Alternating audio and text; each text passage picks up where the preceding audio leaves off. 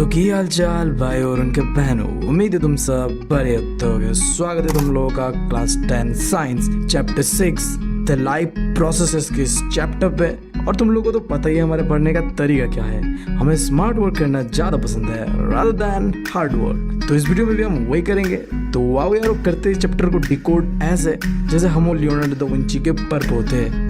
अब देखो, एक इंसान जो भी चीजें करता है अपने आप को इस दुनिया के अंदर में जिंदा रखने के लिए, वो सारी चीजों को तुम कह सकते हो लाइफ प्रोसेसेस। अब जैसे एक बकचोद इंसान, बहुत बकचोद इंसान को जीने के लिए जरूरी पड़ता है सस्ते नशे वाले मीम्स, सुबह शाम हार्पिक का जूस, वो भी एक्सपायर्ड वाला, कुछ उतियाब दोस्त और क्रश का याद। अरे और एक चीज है जो कि बहुत ही इंपॉर्टेंट है एक बकचोद इंसान के जीने के लिए, गाली। मतलब भाई साहब, बिना गाली के बकचोदी कैसे होता है, समझ रहे हो बात? तो बिल्कुल इसी तरीके से कई हजार साल पहले जब दुनिया के अंदर में नॉर्मल इंसान रहा करते थे, तो लाइफ प्रोसेसेस को चलाने के लिए हमें जरूरी पड़ता था न्यूट्रिशन का, रेस्पिरेशन का, सर्कुलेशन एंड ट्रांसपोर्टेशन का और आखिरी एक्सक्रीशन का। तो इस चैप्टर में पूरे डिटेल में हमें समझना है इन 4 पॉइंट्स को। तो सबसे पहले हम शुरुआत करते हैं न्यूट्रिशन से। अब देखो, मैं अगर बहुत आसान शब्दों में तुम्हें न्यूट्रिशन क्या समझाऊं, तो देखो, जो खाना होता है जो कि हम अपने मुंह पे ठूस रहे होते हैं ना, जिससे हमें मिलता है एनर्जी, उसी को तुम कह सकते हो न्यूट्रिशन। जैसे कि यार कार्बोहाइड्रेट, फैट, प्रोटीन्स। अब सवाल उठता है कि दुनिया में तो सिर्फ हम ही नहीं रहते, इस बड़े से दुनिया के अंदर में अलग अलग तरह का क्रीचर्स रहता है, तो सबका खाना ठूसने का तरीका अलग अलग होता है, यानी कि सबका मोड ऑफ न्यूट्रिशन अलग अलग होता है। तो इसीलिए टाइप ऑफ न्यूट्रिशन या तुम कह लो मोड ऑफ न्यूट्रिशन को समझ लो। तो जनरली टाइप ऑफ न्यूट्रिशन 2 तरीके का होता है। पहला है ऑटोट्रोपिक और दूसरा है हेट्रोट्रोपिक। ऑटोट्रोपिक के अंदर में आता है प्लांट्स जो कि अपना खाना खुद से ही बनाते हैं। अब कैसे बनाते हैं? इनऑर्गेनिक सोर्सेज से बनाते हैं। अब ये इनऑर्गेनिक सोर्सेज क्या है? तो यार ये है कार्बन डाइऑक्साइड, वाटर और सनलाइट, ठीक है। और जो हेट्रोट्रोपिक है ये मेनली हम ह्यूमंस है जो कि अपने खाने के लिए दूसरे के ऊपर डिपेंडेंट रहते हैं। अब देखो, हेट्रोट्रोपिक न्यूट्रिशन थोड़ा सा कॉम्प्लेक्स है, ये 3 तरीके में फिर डिवाइडेड है। अब पहला है सेप्रोट्रोपिक। इसके अंदर में क्या होता है, बेसिकली जो भी ऑर्गेनिज्म होता है वो अपना खाना को डायरेक्टली अपने अंदर डाइजेस्ट नहीं करता है, ये पहले बाहर उसे डाइजेस्ट करके उससे एनर्जी को अपने अंदर एब्जॉर्ब कर लेता है। और जो इसका एग्जाम्पल है वो है फंगीज। और उसके बाद है होलोजोइक न्यूट्रिशन। अब ये मेनली एनिमल्स या ह्यूमंस कह लो जो कि अपना फूड को पहले डाइजेस्ट करता है, फिर उससे एनर्जी को एब्जॉर्ब करता है अपने अंदर ही। अब इन दोनों के अलावा तीसरा होता है पैरासिटिक न्यूट्रिशन। अब ये एक खास तरह का ऑर्गेनिज्म होता है जो कि अपने फूड को मारता नहीं है, बस उससे एनर्जी एब्जॉर्ब कर लेता है, जैसे कि यार मस्क्यूटोस। अब देखो, जितने भी क्रीचर्स हमारी दुनिया पे, ये एक तरीके का चीज नहीं खाता है, अलग अलग तरीके का चीज खाता है, अलग अलग तरीके से खाता है। अब जैसे मेरा एक दोस्त है जिसके सामने अगर तुम खाने पीने को लेकर नखरा करोगे तो तुमसे सीधा कहेगा चुपचाप खा ले वरना समझ रहे हो ना बात? समझ रहे हो? समझ रहे हो आप? समझ रहे हो? उसने जैसे बताया उस तरीके का आविष्कार तो अभी तक साइंटिफिकली हो नहीं पाया। तो जो साइंटिफिकली पॉसिबल है जिससे यार ऑर्गेनिजम्स अपना खाना को खाते हैं, उसे देख लेते हैं। तो सबसे पहले अपने छोटे से ऑर्गेनिज्म से स्टार्ट करते हैं जो कि है सिंगल सेलुलर ऑर्गेनिज्म, अमीबा। अब देखो, अमीबास का ना अलग ही सीन है, इनका ना पैर है, ना मुंह है, ना हाथ है भाई। अरे बीवी, मुझे पता नहीं अब ये हकते कहाँ से और धोते कहाँ से और खाते कहाँ से। तो देखो, इनका एक अलग ही सिस्टम है जिसे वो कहते हैं डिफ्यूजन। इसके अंदर में बेसिकली क्या होता है, जैसे इनके आसपास कोई खाने वाला चीज दिखता है, ये यार लपेट लेते हैं उसे और अपने अंदर में डाल लेते हैं और फिर यार वो उसे डाइजेस्ट करते हैं और जो वेस्ट मटेरियल होता है फिर वही सेम प्रोसेस से वो फेंक भी देते हैं। अब इसके बाद बात कर लेते हैं प्लांट्स का। अब देखो, प्लांट्स के अंदर में ना न्यूट्रिशन को लेने का तरीका सिंपल है, एक प्रोसेस है फोटोसिंथेसिस। इस प्रोसेस से ये अपना न्यूट्रिशन ले लेते हैं। अब देखो, प्लांट्स के अंदर में जो पत्ते होते हैं वहां में पाया जाता है क्लोरोफिल। अब देखो, प्लांट लोग क्या करते हैं, ये जो क्लोरोफिल पाया जाता है लीव्स के अंदर में, वहाँ सनलाइट एनर्जी को एब्जॉर्ब करता है सबसे पहले तो, और उसके बाद कुछ इनऑर्गेनिक सोर्सेस जो कि मैंने तुम्हें बताया, कार्बन डाइऑक्साइड एंड वाटर, इसे कंबाइन करते हुए अपना खाना बना लेते हैं। अब मैंने जो भी तुम्हें बताया वो एक छोटे से केमिकल फॉर्मूला में दिया हुआ है जो कि एमसीक्यू में आने का पूरा चांसेस है, तो यार थोड़ा देख लेना, इधर बहुत ही आसान है। अच्छा, और एक बात, प्लांट्स को कार्बोहाइड्रेट और वाटर के अलावा थोड़ा बहुत यार नाइट्रोजन भी चाहिए होता है, बट वो नाइट्रोजन एटमॉस्फेयर से नहीं ले सकता प्लांट्स। तो ये चीज कहाँ से मिलता है फिर? इसके लिए एक बैक्टीरिया है जिसका नाम है राइजोबियम, ठीक है, बोनस पॉइंट था, ध्यान दे लेना। अब यार इसके बाद बात कर लेते हैं कि इंसान यार कैसे ठूसते हैं। अब यार ये कैसा सवाल है, तुम लोग तो इंसान ही हो तो तुम्हें तो पता ही है कि खाना को कैसे ठूसना होता है और कैसे निकालना होता है। एकदम भाई बालों को वाला सवाल है। तो पहले करते हैं हम इंजेक्शन यानी कि ठूसते हैं, फिर करते हैं डाइजेशन और आखिर में इजेक्शन यानी कि हक देते हुए। सीधी बात है। तो अब थोड़ा देख लेते हैं कि ह्यूमंस का यानी कि इंसानों का डाइजेस्टिव सिस्टम कैसा है। कैसे यार, जब भी हम कोई खाना खाते हैं तो वो पचता कैसे है, बहुत ही लंबा प्रोसेस है। सबसे पहले तो जान लो, हम इंसान जो भी खाते हैं उसे डाइजेस्ट करने में हेल्प करता है केमिकल जिसका नाम है एंजाइम्स। इसके बिना तो यार तुम कोई चीज डाइजेस्ट ही नहीं कर पाओगे, सीधी सी बात है भाई साहब। कहीं पर लिख लो ये चीज, मतलब इससे ज्यादा इंपॉर्टेंट चीज कोई हो नहीं सकता एमसीक्यू पॉइंट ऑफ व्यू से। खैर यार, अब देख लेते हैं ह्यूमंस का डाइजेस्टिव सिस्टम को। तो यार हमारा डाइजेस्टिव सिस्टम ना दो चीजों में बटा हुआ है। पहला है एलिमेंट्री कैनाल, दूसरा है डाइजेस्टिव ग्लैंड्स। अभी क्या है, देखो एक लंबा सा पाइप मुंह से लेके अपने, समझ रहे हो ना कहाँ तक। अब इसके बीच जो भी चीजें हैं, जैसे कि यार हमारा माउथ है, स्टोमक है, लार्ज और स्मॉल इंटेस्टाइन है, लीवर है, ये सारी चीजें खाना को डाइजेस्ट करता है। और इसी के अंदर में पाया जाता है डाइजेस्टिव ग्लैंड्स।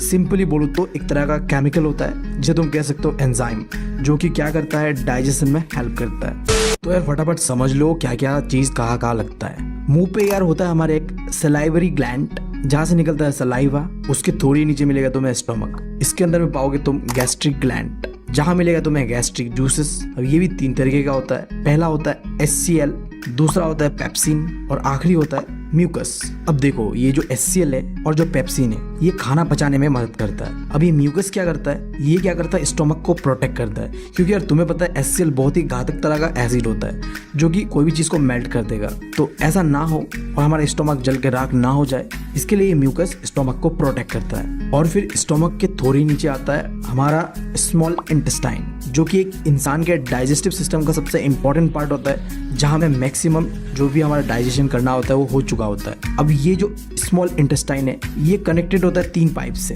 जहाँ से अलग अलग तरह का जूसेस निकलता है जिससे कि खाना डाइजेस्ट करने में मदद मिलता है। पहला है लीवर, जिससे मिलता है हमें बाइल जूस और बाइल साल्ट। अब मैंने बताया देखो स्टोमक में एसिड प्रेजेंट होता है, तो लीवर में क्या प्रेजेंट होता है, बाइल जूस। अब ये क्या होता है, बेसिकली एल्कलाइन जूस होता है, यानी कि बेस बोल लो, एसिड बेस, समझ रहे हो ना, पढ़े हुए ना आगे, बहुत अच्छे। अब उसके साइड में तुम देखो पेनक्रिया, ये एक चीज है जिसके अंदर में तुम्हें मिलेगा पेनक्रियाटिक जूस। और साथ में तो तुम्हें पता ही है स्टोमक वाला पाइप भी होता है जहाँ से निकलता है फूड। तो यार बाइल जूस और पेनक्रियाटिक जूस, साथ ही साथ जो ये फूड होता है जो कि आता है स्टोमक से, ये तीनों ही चीज आके मिलता है स्मॉल इंटेस्टाइन में। और कहा जाता है एक इंसान का ना जो भी हम खाते हैं, जो मैक्सिमम डाइजेशन होता है, मतलब उससे जो एनर्जी निकालना होता है ना, वो हम अपने स्मॉल इंटेस्टाइन में ही निकाल चुके होते हैं। अब इस चीज में हमारा एक ऑर्गन होता है जो कि पाया जाता है स्मॉल इंटेस्टाइन में, जिसका नाम है बिली। अब ये क्या करता है, ये यार जो भी हमने खाया है उसके अंदर से जितना भी एनर्जी होता है उसे एब्जॉर्ब करता है और पूरे बॉडी में उसे सर्कुलेट कर देता है। मतलब जहाँ जहाँ हमें एनर्जी की जरूरत होता है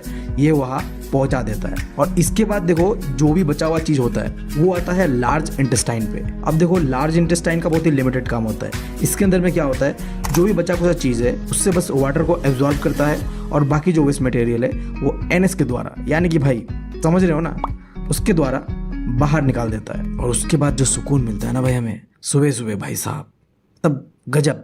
दुनिया में पूछोगे ना मुझसे अगर तुम सबसे औसम चीज़ क्या होता है, तो भाई सुबह सुबह होता है जो, वही होता है औसम चीज़। मतलब पेट हल्का हो भाई साहब, और क्या चाहिए बताओ, क्या चाहिए तुम्हें, कुछ ही नहीं चाहिए भाई।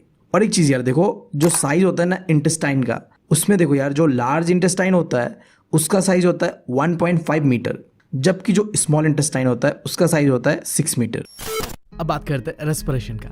देखो हम खाना खाते हैं राइट, चाहे तुम बिरयानी खा लो, तुम मछली खा लो, अच्छा चलो तुम वेजिटेरियन हो, ठीक है, चलो तुम पनीर खा लो, खाओगे उसके बाद तुम्हें क्या मिलता है, एनर्जी मिलता है राइट। बट क्या तुमने सोचा है कि अगर तुमने बिरयानी खाया, मटन खाया या पनीर खाया, वो क्या तुम्हारे खून में दौड़ रहा होता है क्या? ऐसा नहीं होता है। देखो हम जो खाते हैं वो खाना ब्रेक डाउन होता है एंड देन एनर्जी में कन्वर्ट होता है। अब कैसे होता है सीन मैं बताता हूँ। देखो CBSE वाले NCERT में अलग से बता के रखा हुआ है, बट एग्जैक्ट मैं कैसे बता रहा हूँ वो सुन लो, उसके बाद हम वहाँ जाएंगे तो आसानी से समझ में आएगा। देखो जो खाना तुम खाते हो वो ब्रेक डाउन होता है, उसी प्रोसेस को कहता है रेस्पिरेशन, सबसे पहला चीज़। इसके अंदर ही जो ब्रीदिंग भी इन्वॉल्व है, ठीक है। रेस्पिरेशन होने के लिए ऑक्सीजन बहुत इंपॉर्टेंट चीज़ होता है। इसको ऐसे समझो तुम, आग जलाने के लिए तेल का जरूरी होता है, उसी तरीके से रेस्पिरेशन होने के लिए, यानी कि खाना जो है वो ब्रेक डाउन होने के लिए ऑक्सीजन का जरूरत होता है। तो ब्रीदिंग इन्वॉल्व होता है रेस्पिरेशन में, बट ब्रीदिंग कोई रेस्पिरेशन नहीं कहते हैं, ठीक है। रेस्पिरेशन एग्जैक्टली बोलो तो ब्रेक डाउन ऑफ फूड इसे कहते हैं। अब एग्जैक्टली कैसे होता है वो देखो, तुम खाना खाते हो, खाना खाया तुमने, अब खाना खाने के बाद ये खाना कन्वर्ट होता है ग्लूकोज में। अब फिर देखो यहाँ खत्म नहीं हुआ है, हमें अभी तक इतना पता था कि एनर्जी जो होता है वो खाना खाने के बाद ग्लूकोज के रूप में कन्वर्ट होता है, बट आगे भी बहुत ज्यादा प्रोसेस है। जैसे कि देखो ये जो ग्लूकोज मॉलिक्यूल है ये अगेन कन्वर्ट होगा पायरुवेट मॉलिक्यूल्स में, एंड देन देखो अभी भी नहीं रुका, ये जो पायरुवेट मॉलिक्यूल्स है ना ये अगेन कन्वर्ट होगा एटीपी में, और यही फाइनल स्टेज है जहां एनर्जी स्टोर होगा तुम्हारे बॉडी के अंदर। अब पहला चीज तो तुम एटीपी का फुल फॉर्म मुझे बताओगे कमेंट सेक्शन में, जो बताओगे ना भाई साहब उसे एक हार्ट मिलेगा, सीधी बात है। मैं तुम्हें बता दूं एटीपी का काम क्या है। देखो अगर तुम जिम जाते हो, अगर जाने का सोच भी रहे हो, तो एटीपी का बहुत काम होता हुआ। जैसे मैं तुम्हें चीज़ बता पाऊंगा क्योंकि मैं जिम रेट हूँ, तो हम क्या करते हैं क्रेटीन लेते हैं। क्रेटीन के अंदर में एटीपी होता है, वो एटीपी हमारे बॉडी पे जाके स्टोर होता है और वो एनर्जी देता है हमें और भी ज़्यादा वेट उठाने के लिए। तो एग्जैक्टली मैं बता रहा हूँ एटीपी क्या होता है, फाइनल फॉर्म ऑफ एनर्जी होता है जो कि तुम्हारे बॉडी के अंदर सेल्स में स्टोर रहता है, जो कि तुम्हें एक्स्ट्रा पुश दे रहा होता है। मान लो आज मैं अगर 10 kg उठा पा रहा हूँ, तो अगर मैं क्रेटीन लेता हूँ जिसके अंदर में एटीपी होता है, ये सप्लीमेंट होता है, खाने के साथ भी एटीपी आता है बट वो बहुत ही कम अमाउंट पे होता है, तो हम जिम ब्रो क्या करते हैं क्रेटीन ले लेते हैं। क्रेटीन में हमें एक्स्ट्रा एटीपी मिलता है, अब वो एटीपी स्टोर होता है और फिर हम नेक्स्ट दिन जब जाते हैं तो और ज़्यादा वेट उठा पाते हैं। खैर अगर तुम्हें इतना नहीं जानना, अगर तुम्हारे सर के ऊपर से जा रहा है ये सब, तो हल्का हल्का एग्जाम के लिए इतना जान लो कि एटीपी एक एनर्जी मॉलिक्यूल है, इसे एनर्जी करेंसी भी कहते हैं। जैसे खर्चा करना होता है ना हमारा एनर्जी कुछ भी, तो एटीपी ही बर्न होता है। हम जो भी एनर्जी यूज़ करते हैं अपने बॉडी का, वहाँ पे कौन सा चीज़ खर्चा होता है, एटीपी, क्योंकि ये करेंसी की तरह काम करता है। यहाँ पे देखो ये डायग्राम देख रहे हो, एग्जैक्टली मैं जो बताया हूँ वही चीज यहाँ पे बताया हुआ है, बस यहाँ पे एटीपी कैसे बनता है वो प्रोसेस की जगह ये 3 चीजें डाला हुआ है। क्योंकि देखो हम जो normal organisms like human and animals, वहाँ पे एटीपी बनने का प्रोसेस अलग रहता है। फिर लाइक जो बैक्टीरिया एंड यीस्ट जैसा ऑर्गेनिज्म है, इधर में जो एटीपी बनने का प्रोसेस जो होता है वो अलग होता है। देखो मैं पहले बताता हूँ कि हमारे यहाँ क्या होता है। तो ऑक्सीजन के प्रेजेंस पे हमारे यहाँ पे एटीपी बनता है। लाइक देखो यहाँ पे पहले क्या हुआ था, जो ग्लूकोज है वो पहले पायरुवेट मॉलिक्यूल पे बना। अब इसके बाद ये जो एटीपी बनेगा ना, वहाँ पे हमारे केस पे ऑक्सीजन चाहिए, ऑक्सीजन से ये जो पायरुवेट मॉलिक्यूल रिएक्ट होगा एंड देन एटीपी बनेगा।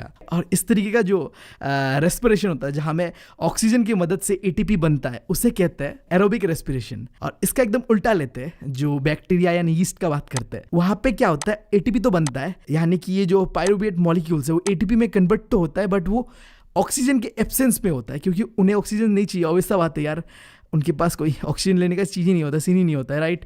तो ऐसे जो रेस्पिरेशन होता है जहाँ में ऑक्सीजन का कोई इन्वॉल्वमेंट नहीं होता, उसे कहते हैं एनारोबिक रेस्पिरेशन। अब आई गेस तुम लोग अभी क्लियर होगा। अब यहाँ पे देखो मिडिल पे और एक दिया हुआ है लेक ऑफ ऑक्सीजन। ये क्या है बोलूँ तो देखो बहुत सिंपल है, हमारे बॉडी पे ना एक ऑक्सीजन के एब्सेंस पे भी एक चीज़ हो रहा होता है। लाइक हम जब बहुत दौड़ते हैं, बहुत ज़्यादा चीज़ कर रहे होते हैं ना, हाँप रहे होते हैं, तब क्या होता है ऑक्सीजन इतना नहीं पहुँच पाता है बॉडी पे, उस समय इस तरीके का रेस्पिरेशन होता है। और जब इस तरीके का रेस्पिरेशन होता है तब बनता है लैक्टिक एसिड, ठीक है। अब अगर मैं तुम्हें एक वर्ड में बताऊं कि ह्यूमंस या एनिमल्स के अंदर में ये जो रेस्पिरेशन कैसे होता है, सबसे पहला चीज़ तो एरोबिक रेस्पिरेशन होता है। वो कैसे होता है एग्जैक्टली, एक ही डायग्राम से क्लीन ये चीज़ देखो। तुम खाते हो खाना, खाने के बाद वो एनर्जी यानी कि ग्लूकोज में कन्वर्ट होता है। अब उसके बाद ये ग्लूकोज क्या होता है, पायरुवेट मॉलिक्यूल्स में कन्वर्ट होता है। अब ये मॉलिक्यूल जाता का है, देखो ये तुम्हारा है सेल, ठीक है, ह्यूमन बॉडी का सेल है। अब इस सेल के अंदर में खाली जगह जो है ना, इसे कहते हैं साइटोप्लाज्म, और ये सेंटर पे क्या है न्यूक्लियस, राइट। अब इन दोनों चीज़ों के बीच ये रेड रेड सा कुछ दिख रहा है, इसे कहते हैं माइटोकॉन्ड्रिया। अब इसके अंदर ही एग्जैक्टली एटीपी जमा होता है। तो सबसे पहले क्या हो रहा था, ग्लूकोज जो होता है पायरुवेट मॉलिक्यूल्स में कन्वर्ट होके पहले आता है यहाँ पे साइटोप्लाज्म में। अब उसके बाद ये आके ये माइटोकॉन्ड्रिया में एटीपी के फॉर्म में स्टोर होके बॉडी का जितने भी सेल्स होता है वहाँ बैठता है। आई गेस अब तुम्हें क्लियर होगा, मैंने तुम्हें डायग्राम से भी समझाया और फ्लो चार्ट से भी समझाया। अभी देखो तुमने समझा कि रेस्पिरेशन क्या होता है और कैसे होता है रेस्पिरेशन। अब स्पेसिफिकली देखना हमें कि प्लांट्स के अंदर में कैसे होता है और एनिमल्स के अंदर में कैसे होता है। पहले प्लांट्स के अंदर में देखते हैं, थोड़ा आसान है वो, फिर एनिमल्स के अंदर भी देखेंगे, यानी कि ह्यूमंस के अंदर में स्पेसिफिकली देखेंगे। तो प्लांट्स के अंदर बहुत सिंपल है, वो ब्रीथ करते हैं, यानी कि सांस लेते हैं जैसे हम लेते हैं, एंड देन वो एनर्जी को रिलीज करते हैं। अब प्लांट्स के बारे में ये चीज़ तो पता होगा कि वो लोग ऑक्सीजन देते हैं एंड कार्बन डाइऑक्साइड लेते हैं, यानी CO2 लेते हैं। ये सीन ना रात को और दिन को अलग अलग रहता है। अब रात के समय क्या होता है, खाना नहीं पकाते पकाते हो लोग, ठीक है। अब खाना नहीं पकाते इसका मतलब ये है कि वो जो प्रोसेस है फोटोसिंथेसिस ये नहीं करते हो लोग, ठीक है, क्योंकि अब सूरज ही नहीं है तो खाना कहाँ से पकाएंगे। ऐसा समझो कि अगर चूल्हा में आग ही नहीं है तो खाना कहाँ से पकेगा ना। अब जब खाना नहीं पक रहा होता है ना तो उस समय रात को पैरों से सिर्फ और सिर्फ निकलता है क्या पता है, कार्बन डाइऑक्साइड यानी कि CO2 निकलता है। जबकि दिन के समय खाना पकता है तो खाना पकने पे चूल्हे पे तुम्हें क्या देना होता है, एनर्जी चाहिए होता है। तो दिन के समय जो CO2 है उसका इस्तेमाल करके खाना पकता है, बट रात के समय नहीं पकता है। तो रात के समय गच्ची से सिर्फ निकलता है CO2, जबकि दिन के समय निकलता है ऑक्सीजन, क्योंकि दिन को खाना पकता है यानी कि जो फोटोसिंथेसिस वाला प्रोसेस है वो हो रहा होता है। इसके वजह से दिन को निकलता है ऑक्सीजन और रात को निकलता है CO2। ये बस छोटा सा डिफरेंस है, ये जान लो, बस खत्म है, आगे बढ़ते हैं। अभी ह्यूमंस के अंदर में कैसा रेस्पिरेशन होता है वो चीज देखते हैं। इस डायग्राम के अंदर में कई सारी चीजें दिया हुआ है, बट मैं बता रहा हूँ तुम्हें कुछ 5 चीजें ऐसे हैं जिनका नाम और कहाँ वो है उनके बारे में और उनका फंक्शन, वो चीज बस याद रखना है। अब देखो पहले क्या होता है, नोस्ट्रिल पैसेज जो तुम्हारा नाक होता है ना, वहां से एयर जो होता है ब्रीद होता है, अंदर आता है। अब देखो इसके अंदर नाक के अंदर में कई सारे बाल होते हैं एंड देन थोड़ा म्यूकस होता है, जिसकी वजह से क्या होता है, पहले तो ये फिल्टर होता है ओके 10 पार्टिकल को रोक के नाक के अंदर से बस एयर जो होता है आ रहा होता है, ठीक है। अब जो आ रहा होता है ना तो एक पाइप से आ रहा होता है, ठीक है। अब ये जो पाइप है ये बना हुआ है रिंग्स ऑफ कार्टिलेज से। अब इसे दूसरे नाम से भी बुलाया जाता है जिसे कहते हैं ट्रेकिया। अच्छा, ये ट्रेकिया का जो फंक्शन कह लो या फिर जो ये रिंग्स ऑफ कार्टिलेज का क्या काम है, पहला चीज तो ये बहुत ही एक फ्लेक्सिबल टिश्यू है जो कि मतलब सिकुड़ता भी है और फैलता भी है। अब इसका क्या काम होता है वो तुम बहुत ही अच्छी तरीके से समझ पाओगे। जो अस्थमा पेशेंट होता है वो लोग से देखो, उन्हें ना सांस लेने में तकलीफ होता है। ये जो उनके पाइप होता है ना इसके अंदर में कुछ म्यूकस टाइप का जम जाता है, जिसके वजह से उनका सीना दर्द दे रहा होता है। एक्चुअली उनका सीना दर्द नहीं दे रहा होता है, ये जो रिंग्स ऑफ कार्टिलेज है ये क्या होता है, सिकुड़ जाता है, कुछ जम जाता है म्यूकस टाइप का कुछ, ठीक है, जिसकी वजह से ये सिकुड़ जाता है और फिर उन्हें सांस लेने में प्रॉब्लम होता है और उन्हें लगता है कि सीना में दर्द हो रहा है, ठीक है। अब देखो ये पाइप इधर आके देखो लंग्स पे आके राइट एंड लेफ्ट तरफ पे डिवाइड हो जा रहा है। अब इसे कहते हैं ब्रोंकाई, ठीक है। जो डिवीजन हुआ ना ब्रांच की तरह, पेड़ के रूट्स की तरह, इसे कहते हैं ब्रोंकाई। एंड देन देखो ये अगेन फिर बिखर जा रहा है एकदम, ठीक है। अभी जो बिखरने वाला जो पाइप्स है ना अलग अलग सा, इसे कहते हैं ब्रोंक्यूल्स, ठीक है। एंड देन आखिरी पे देखो यहाँ पे कुछ बैलून लाइक स्ट्रक्चर गोला गोला सा बना हुआ है, ये क्या है, इसे कहते हैं एल्ब्यूलाई। अब तुम्हें ये चीज तो पता है ना कि लंग्स के अंदर में होता है क्या एग्जैक्टली, जो एयर होता है उसे प्यूरिफाई करते हैं हम, ठीक है। अब वो जो एग्जैक्ट प्रोसेस है ना वो यहीं पे हो रहा होता है। बॉडी के अंदर में जितना भी जो CO2 गैसेस है ना वो यहाँ से बाहर निकलता है, फिर नाक से बाहर निकल जाता है, और जो नाक से हमने ऑक्सीजन फ्रेश लाया ना एयर से, वो भी फिर यहाँ पे आता है। एंड देन इस एल्ब्यूलाई से वो क्या करता है, हमारे जो ब्लड वेसल्स यानी कि खून के रगों में बह जाता है, ठीक है। अगर मैं देसी लैंग्वेज में बताऊं तुम्हें कि एग्जैक्टली क्या होता है, इस एल्ब्यूलाई के अंदर में होता है फिल्ट्रेशन। किस चीज का फिल्ट्रेशन, एयर का। एयर के अंदर में जो CO2 गैसेस है वो बॉडी से बाहर निकलता है, और जो हम ऑक्सीजन को इनहेल करते हैं ना वो ब्लड के अंदर में जाता है।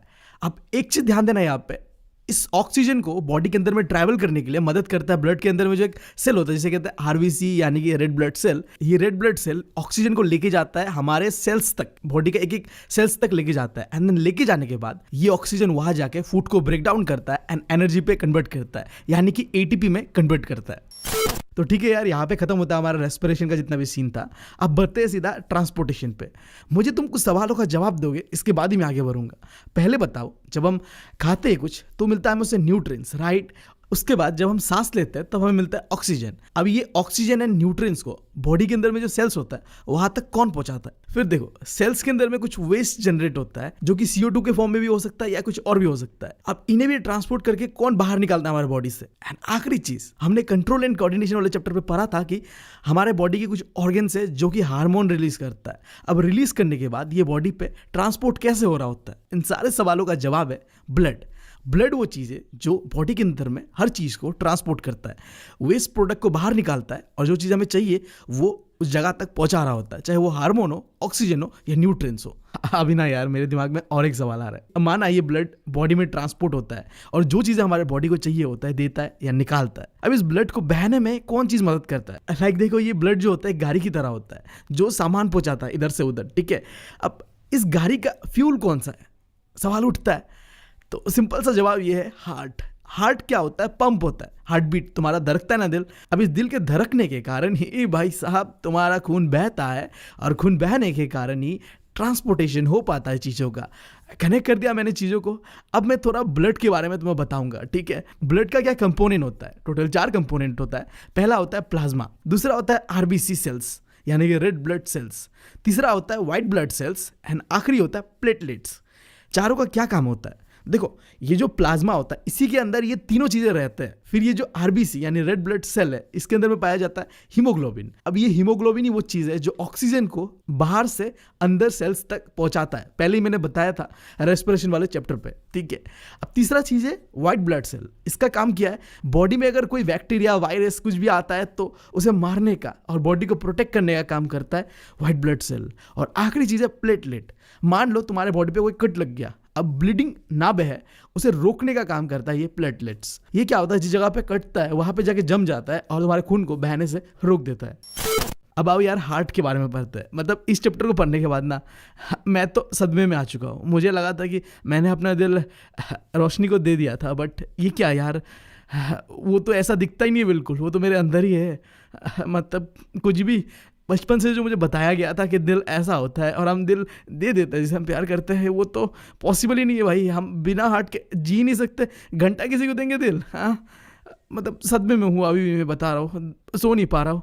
बस यही सोचते जा रहा हूँ रात भर कि अब क्या होगा मेरे साथ। मैं तो दे ही नहीं पाऊंगा मेरा दिल। अगर रोशनी ने गलती से मेरा दिल मांग लिया तो अबे साले। छोड़ ज़्यादा जा रहा हूँ मैं। अब बात करते हैं सीधा हार्ट के बारे में, ठीक है। अब हार्ट के बारे में तुम्हें कुछ बेसिक चीज़ें बताऊंगा एंड देन हार्ट का जो इंटरनल स्ट्रक्चर होता है उसके बारे में बताऊंगा एंड कैसे हार्ट ब्लड को सर्कुलेट करवाता है वो चीज़ देखेंगे, ठीक है। यानी circulation of blood by heart, वो चीज़ देखेंगे। बेसिक चीज़ बताओ तो हार्ट एक पंपिंग ऑर्गन है, ठीक है, जो कि ब्लड को पंप करता है एंड जो ब्लड का ट्रांसपोर्टेशन है वो चीज़ करता है हार्ट। देखो, मैं जब अपना फिजिकल एजुकेशन का क्लास चल रहा था यूनिवर्सिटी के अंदर में, तो टेस्ट पे मैंने ये गलती किया था, तो मत करना जाके, ठीक है। मुझे पहले लगता था कि हार्ट पे ही ब्लड जो होता है वो प्यूरीफाई होता है, बट ऐसा नहीं है। 2 अलग ऑर्गन है जहाँ पे हार्ट प्यूरीफाई होता है। पहला है लंग्स, दूसरा है किडनी। आगे हम देखेंगे वो दोनों चीज़ें, बट अभी के लिए इतना जान लो। बेसिक चीज़ें मैंने तुम्हें बता दिया। आखिरी चीज़, अगर तुम्हें जानना है कि हार्ट का जो साइज़ कितना होता है, एक मुट्ठी के बराबर, ठीक है। तुम्हारा मुट्ठी कैसी अपमानजनक बातें कर रहा है लड़का, ये अश्लील है ये लोना। क्या बता रहा हूँ मैं? अच्छा ठीक है, तुम्हारे हार्ट को जब तुम मुट्ठी बनाओगे तो उसके बराबर होता है हाँ तुम्हारा दिल का साइज। अब इंटरनल स्ट्रक्चर के बारे में बात करते हैं। देखो, इंटरनल स्ट्रक्चर को जानने के लिए सबसे पहला चीज़ तुम्हें ये 2 चीज़ जानना चाहिए कि हमारे हार्ट के अंदर में 2 तरीके का जो है ब्लड आता है। एक होता है ऑक्सीजनेटेड ब्लड, एक होता है डीऑक्सीजनेटेड ब्लड। वो ब्लड जिसके अंदर में ऑक्सीजन होता है और वो हार्ट के अंदर में एंटर करता है उसे कहते हैं ऑक्सीजनेटेड ब्लड। और वो ब्लड जो कि हार्ट के अंदर में एंटर कर रहा होता है और उसके अंदर में होता है कार्बन डाइऑक्साइड यानी कि CO2, उसे कहता है डीऑक्सीजनेटेड ब्लड। सिंपल है। अब ये oxygenated blood and deoxygenated blood ना अलग अलग तरीके से मूव करते हैं। ये जो साइड है, इस साइड पे डीऑक्सीजनेटेड ब्लड मूव करता है और इस तरफ में ऑक्सीजनेटेड ब्लड मूव करता है। अब ये oxygenated blood and deoxygenated blood heart के अंदर में मिक्स ना हो, इस चीज़ के लिए हार्ट के अंदर में सेप्टम, ये लाइन देख रहे हो, इसे कहते हैं सेप्टम। अब ये क्या करता है? Deoxygenated blood and oxygenated blood को मिक्स होने से रोकता है। इससे तुम्हें एक चीज़ पता चल रहा है हार्ट के स्ट्रक्चर के बारे में कि हार्ट का जो राइट साइड होता है वो संभालता है डीऑक्सीजनेटेड ब्लड को और हार्ट का जो लेफ्ट साइड होता है ये संभालता है ऑक्सीजनेटेड ब्लड को। और इन दोनों ब्लड को मिक्स होने से रोकता है सेप्टम, क्योंकि वो दीवार की तरह यहाँ बना हुआ है। अभी भी यहाँ पे खत्म नहीं हुआ है, ठीक है। अब ये जो हार्ट है ना, ये फिर 4 चेम्बर्स में डिवाइडेड है। ऊपर वाला जो हिस्सा होता है हार्ट का उसे कहते हैं अपर चेम्बर और जो नीचे वाला हिस्सा होता है उसे कहते हैं लोअर चेम्बर। तो हार्ट के अंदर में 2 अपर चेम्बर होता है और 2 लोअर चेम्बर होता है। अब ये ऊपर का जो 2 चेम्बर है ना, इसे कहते हैं atrium, right atrium and left atrium, ठीक है।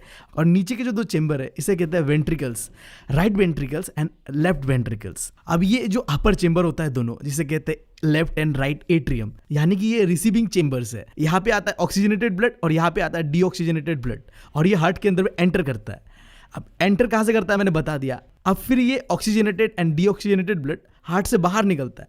अब बाहर कहाँ से निकलता है? ये जो नीचे वाला 2 चेम्बर है ना, जिसे कहते हैं right ventricle and left ventricle, ठीक है, ये है डिस्ट्रीब्यूटिंग चेम्बर। इन दोनों चेम्बर्स से oxygenated and deoxygenated blood heart से बाहर निकलता है।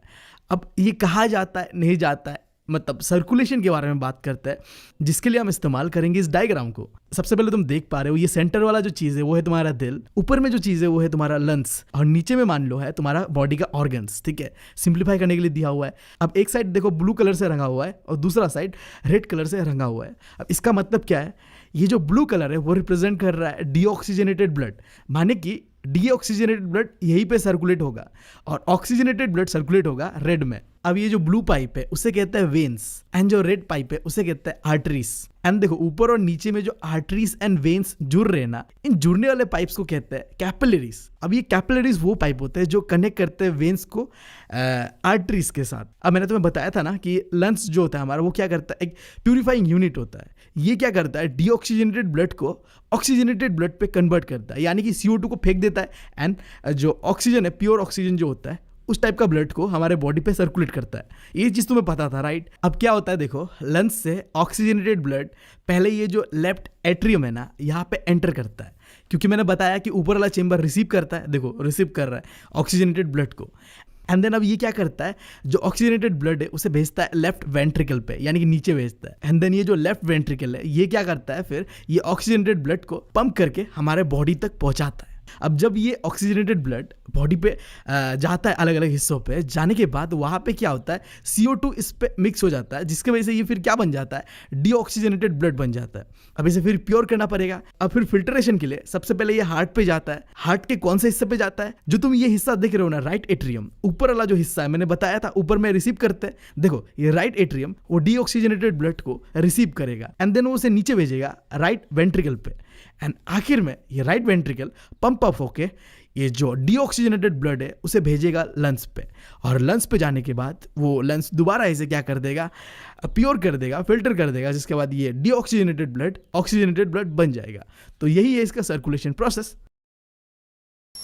अभी अगर तुमने ध्यान से देखा यहाँ पे क्या हुआ, 2 बार सर्कुलेट हुआ, एक बार राइट की तरफ एक बार लेफ्ट की तरफ, जिस वजह से इसे कहते हैं डबल सर्कुलेशन। अब देखो जरूरी नहीं है कि हर एक जो ऑर्गेनिज्म है उसके अंदर में ऐसा डबल सर्कुलेशन ही होगा। लाइक बर्ड और मैमल्स के अंदर में डबल सर्कुलेशन होता है, यानी कि उनका जो दिल होता है उसका 4 चेंबर होता है। बट देखो जो रेप्टाइल और एम्फीबियंस होते हैं ना, उनके अंदर में 3 चेंबर होता है। और अगर बात करूं मछलियों का, तो मछलियों में बस 2 ही चेंबर होता है। तो अब समझ गए double circulation, single circulation, circulation क्या होता है, हार्ट का स्ट्रक्चर क्या होता है। भाई सब हो गया दिल के बारे में। हाँ अब दिल के मामले में ना अब तुम मतलब हाँ बहुत खतरनाक हो चुके हो, ठीक है। अब कोई तुम्हारा दिल नहीं तोड़ सकता, मैं बता रहा हूँ। अब सख्त लोंडा बनना है कि नहीं, सब पता है मैंने दिल के बारे में। अब दिल नहीं पिघलाना है, राइट। अब आगे बढ़ते हैं। अब बात करते हैं कि सर्कुलेशन प्लांट्स के अंदर में कैसे होता है। बहुत सिंपल है, 2 टिश्यूज के बारे में जानना है प्लांट्स के अंदर में जो होता है, और वही चीज़ है प्लांट्स के अंदर में जो ट्रांसपोर्टेशन है उन पे मदद करता है। पहला टिश्यू है जाइलम और दूसरा टिश्यू है फ्लोएम। अभी जाइलम टिश्यू करता क्या है, जो तुम्हारा रूट होता है ना प्लांट का, वो क्या करता है, सॉइल के अंदर से वाटर एंड मिनरल्स को लेके प्लांट के अलग अलग पार्ट तक पहुंचा रहा होता है। इतना ही काम है इसका। अब उसके बाद फ्लोएम क्या करता है, ये ट्रांसपोर्ट करता है खाना को। जो खाना पकाते हैं ना प्लांट्स फोटोसिंथेसिस के प्रोसेस से, अब वो खाना बनने के बाद प्लांट के अलग अलग पार्ट पे लेके जा रहा होता है उसे फ्लोएम। यहाँ पे बस याद रखना ये चीज, जाइलम के अंदर में सिर्फ अपवर्ड मूवमेंट होता है, ऊपर की तरफ ही जाता है रूट से लेके अलग अलग पार्ट पे, जबकि फ्लोएम के अंदर में ऊपर नीचे हर तरफ जा रहा होता है, क्योंकि प्लांट को भाई हर एक जगह पे खाना चाहिए, ठीक है। तो खाना को ऊपर भी लेके जाना होता है और नीचे भी लेके जाना होता है। खत्म कहानी प्लांट्स का भी। अब बात करते हैं आखिरी लाइफ प्रोसेस के बारे में, जो कि है एक्सक्रीशन। अब देखो हमने जो अभी तक 3 लाइफ प्रोसेसेस पढ़ा था, डाइजेशन, ट्रांसपोर्टेशन एंड रेस्पिरेशन, इन तीनों के होने के बाद कुछ वेस्ट जनरेट होता है हमारे बॉडी के अंदर में। अब वो वेस्ट को निकालने का काम करता है और उसी प्रोसेस को कहता है एक्सक्रीशन। अब ये चीज़ एकदम गाढ़ बांध लो, जो यूनिसेलुलर ऑर्गेनिजम्स लाइक बैक्टीरिया होते हैं उनके अंदर में ये एक्सक्रीशन का प्रोसेस होता है डिफ्यूजन से, याद रहेगा ये चीज़। बट हमारे जैसे जो कॉम्प्लेक्स ऑर्गेनिज्म होते हैं ना, उनके अंदर में एक्सक्रीशन का प्रोसेस थोड़ा डिफिकल्ट है। देखो इस चैप्टर में बात करा गया है एक्सक्रीशन इन ह्यूमन के बारे में। तो इंसान ना 3 तरीके से अपना वेस्ट को बाहर निकालता है, सॉलिड फॉर्म में, लिक्विड फॉर्म में एंड गैसियस फॉर्म में। अब सॉलिड फॉर्म में निकालता है गांड से, अब हमने डाइजेशन वाले चैप्टर में पढ़ा था, ठीक है, उसके बारे में बात नहीं करते। अब जो हो गया, ठीक है। अब जो गैसियस फॉर्म में हम निकालते हैं वो कहाँ से निकालते हैं, हमारा जो लंग्स होता है ना वहाँ से हम निकालते हैं गैसियस फॉर्म में, ठीक है। उसके बाद आखिरी जो होता है लिक्विड फॉर्म में, हम अपने वेस्ट को कहाँ से निकालते हैं, किडनी से, याद रहेगा। देखो एग्जैक्टली होता क्या है, बॉडी के अंदर जो भी वेस्ट जनरेट करते हैं अलग अलग ऑर्गन्स हमारे, वो लिक्विड फॉर्म में ब्लड के अंदर में सर्कुलेट कर रहा होता है। फिर वो जो ब्लड जब किडनी पे आता है तब वहाँ पे वो ब्लड फिल्टर होता है किडनी पे, ये भी हमने डिस्कस किया था कि ब्लड दो जगह फिल्टर होता है, एक किडनी पे, एक लंग्स पे। हमने लंग्स के बारे में बात कर लिया, अब बात कर रहे हैं किडनी के बारे में। तो किडनी में एक फिल्ट्रेशन यूनिट है जो ये ब्लड को फिल्टर करके वो इस प्रोडक्ट को बाहर निकाल देता है और ब्लड को बाकी भेज देता है बॉडी पे। वो पार्ट का नाम है नेफ्रॉन, ठीक है। अब इसका स्ट्रक्चर जो है हम थोड़ी देर में देखेंगे, बट अभी तुमने इतना समझ लिया कि एक बेसिक फिल्ट्रेशन यूनिट है जो कि जो है वेस्ट को ब्लड से अलग करता है, राइट। अभी तुम पहले ये जान लो कि जो किडनी बोलो या नेफ्रॉन का फंक्शन क्या होता है। बहुत सिंपल है, पहला चीज तो तुम्हें पता ही है कि ये वेस्ट को निकालता है बॉडी से, ठीक है। अब इसके अलावा बॉडी के अंदर में जो ब्लड प्रेशर का लेवल होता है उसे भी मेंटेन रहने पे ये मदद करता है।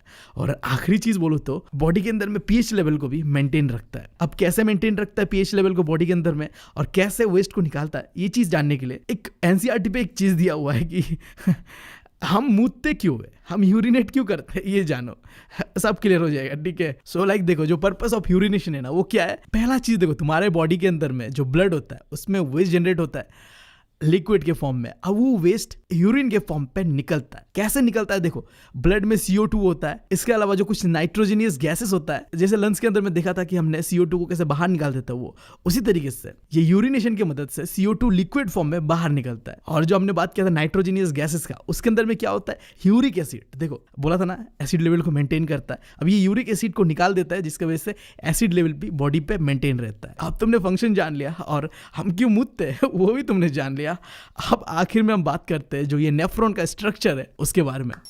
तो अगर तुम नेफ्रॉन का डायग्राम को देखो तो यहाँ हो सकता है तुम कंफ्यूज हो जाओ, बट मैं बता रहा हूँ तुम्हें, बस दो चीजों का नाम याद रखना है और काफी है, ठीक है। पहला चीज तो देखो, ये जो हिस्सा इसे कहते हैं बोमेन कैप्सूल। अब इस हिस्से पे क्या होता है, ब्लड आता है एंड जो वेस्ट है वो फेंक के जाता है। अब जो आके फेंक के जाता है ना वो कनेक्टिव टिश्यूज, उसे कहते हैं ग्लोमेरुलस। भाई साहब नाम भी प्रोनाउंस करने में फट रहा है, बट जो भी हो, ये जो ग्लोमेरुलस है ये क्या कर रहा है, एक ब्लड वेसल्स का ये, ठीक है, खूनी ये समझ लो, जो कि रिलीज कर रहा है वेस्ट को। अब वेस्ट आया इधर, अब उसके बाद वेस्ट क्या होता है, पाइप के थ्रू ये बाहर निकल के यूरिनेट हो जाएगा। बट अभी यूरिनेट नहीं होगा। पहली बार जब नेफ्रॉन के अंदर में ब्लड फिल्टर होता है, फिल्ट्रेशन होने के बाद सिर्फ गंदगी बाहर नहीं निकलता है, इसके साथ बाहर निकलता है ग्लूकोज, एमिनो एसिड, साल्ट, इसके अलावा वाटर। अब गंदगी निकल जाए फर्क नहीं पड़ता, बट काम का चीज़ जो है ये नहीं निकलना चाहिए। तो फिर क्या होता है, इस पाइप से जब ये जा रहा होता है ना सारे वेस्ट और काम की चीज़ें भी, तो जो काम की चीज़ें होता है ना इस पाइप से फिर रीएब्जॉर्ब हो जाता है, ठीक है, बॉडी के अंदर में, सेल्स के अंदर में वापस चला जाता है ये। अब ये जो रीएब्जॉर्प्शन वाला सीन है, इसके लिए देखो बचपन से मेरी मम्मी कहती है, तुम्हारी भी मम्मी कहती होगी कि बेटा अगर अपना किडनी बचाना है ना तो पानी ज़्यादा पियो, पानी ज़्यादा पियो। क्यों कहते हैं वो ये चीज़, गंदगी जो होगा अच्छी तरीके से फिल्टर होगा और काम की चीज़ें जो है वो तुम्हारे बॉडी पे रीएब्जॉर्ब हो जाएगा, इस चीज़ की वजह से होता है। यानी कि मैं कहने की कोशिश कर रहा हूँ, ये जो रीएब्जॉर्प्शन होता है ना ये डिपेंड करता है कि तुम कितना पानी पीते हो और कितना पानी एब्जॉर्ब होता है, ठीक है। अब इसके बाद जो भी वेस्ट बाकी बचा हुआ होगा रीएब्जॉर्प्शन के बाद, वो वेस्ट और कुछ नहीं होगा, यूरिन होगा। यानी कि समझ रहे हो ना क्या होगा। हाँ, तो अब ये कैसे बाहर निकलेगा, यानी कि पाथवे ऑफ यूरिन क्या होगा, पहले तो ये किडनी से बाहर निकलेगा, बाहर निकल के कहाँ जाएगा, यूरिटस पे जाएगा। अब ये जो दो यूरिटस है, अब देखो इसकी हिंदी में क्या कहते हैं, सुनो, मूत्रवाहिनी। समझ गए ना। तो ये पाइप से तुम्हारा यूरिन बाहर निकलेगा, यानी कि तुम्हारा मूत्र बाहर निकलेगा, और उसके बाद ये जाके जमा होगा तुम्हारा यूरिनरी ब्लैडर के अंदर। एंड देन जब तुम्हें प्रेशर आ रहा होगा बहुत ही जोर से, तब वो तुम्हारे यूरेथ्रा से बाहर निकल जाएगा, झरने की तरह बहेगा, और तुम्हारा यहीं पे ख़त्म होता है। कैसे, यूरिन का पाथवे हमने पूरा देख लिया, किडनी के बारे में और यूरिन के बारे में भी। अब पता है मैं ना सबसे ज़्यादा डरता किस चीज़ से हूँ, एग्जाम हॉल पे जाके बैठता हूँ ना तो मुझे सुसु आ जाता है, और मैं बता रहा हूँ मुझे इतना गुस्सा आता है उस चीज़ से। एक तो एक मिनट कीमती होता है, और ऊपर से जब 2 बार 3 बार सुसु आता है ना भाई साहब, बहुत टेमा गर्म हो जाता है। मैं बता रहा हूँ मेरा, क्या तुम लोग के साथ भी ऐसा होता है तो कमेंट में बताना जरूर। अब आगे बढ़ते हैं, आखिरी चीज़, हम अपना गंदगी कैसे निकालते हैं पता कर लिया, प्लांट्स का बात करते हैं कि वो कैसे निकालते हैं अपनी गंदगी को, एंड देन खत्म करते हैं चैप्टर को। देखो प्लांट के अंदर बहुत सिंपल है, प्लांट हर जगह से अपना जो वेस्ट प्रोडक्ट है वो बाहर निकालते हैं। सबसे पहले बात करते हैं जो खाना पकाने का प्रोसेस था, फोटोसिंथेसिस। इसके अंदर में हमने देखा है कि ऑक्सीजन और कार्बन डाइऑक्साइड दोनों ही वो बाहर निकालते हैं। और दूसरा, अगर प्लांट के अंदर में एक्सेस अमाउंट ऑफ वाटर जमता है तो उसे भी ट्रांसपोर्टेशन की मदद से वो बाहर निकाल लेता है। एंड तीसरा है कि ट्रीज अपना वेस्ट प्रोडक्ट को अपने पत्तों में भी रखते हैं। देखो जब बहुत ज़्यादा वेस्ट प्रोडक्ट हो जाता है उस पत्ते पे तो उसका रंग चेंज हो जाता है और वो गिर जाता है, झड़ जाता है। और उसी तरीके से जो स्टीम के अंदर भी जो डेड सेल्स होते हैं वहाँ में भी बहुत ज़्यादा वेस्ट प्रोडक्ट होता है। और आखिर रूट्स के अंदर में भी वेस्ट प्रोडक्ट वो निकालते हैं। तो यार खत्म हो चुका हमारा ये चैप्टर। मैंने जल्दीबाजी में अगर कोई गलती किया होगा तो मैं दिल से तुम लोगों से माफी मांग रहा हूँ, बट मैंने अपना बेस्ट दिया है, ठीक है। इससे बेस्ट इतने कम समय में नहीं दे सकता। तो यार अगर तुम्हें मेरा कंटेंट पसंद आया ना तो चैनल को सब्सक्राइब जरूर करना प्लीज, मैं रिक्वेस्ट कर रहा हूँ। बस इस कुछ दिनों में हम टारगेट रखते हैं कि तुम कर दोगे 500K, ठीक है। 500K का फैमिली बनाओ, क्योंकि देखो अगर मैं आगे गया ना तो कुछ चेंज हो या ना हो, मैं एजुकेशन सिस्टम को जरूर चेंज करूंगा। मैं ऐसा एनिमेशन, ऐसा कंटेंट डालूंगा यूट्यूब के अंदर में फ्री, कोई कोर्स नहीं बेचने वाला, मैं पहले ही बता रहा हूँ। मैं एक एक पैसा को इन्वेस्ट करूंगा और ऐसा कंटेंट लाऊंगा ना, पूरा एजुकेशन सिस्टम है ना इंडिया का, उसे बदल के रख दूंगा। ये जो इनिशियल लेवल पे तुम मुझे सपोर्ट दे रहे हो और आगे भी दोगे, ये मैं कभी भूलूंगा नहीं। बस इस वीडियो को दबा के शेयर करो, इसी बात के साथ मैं बढ़ रहा हूँ। मिलता हूँ तुम लोगों से अगले वीडियो में। Thank you, love you all.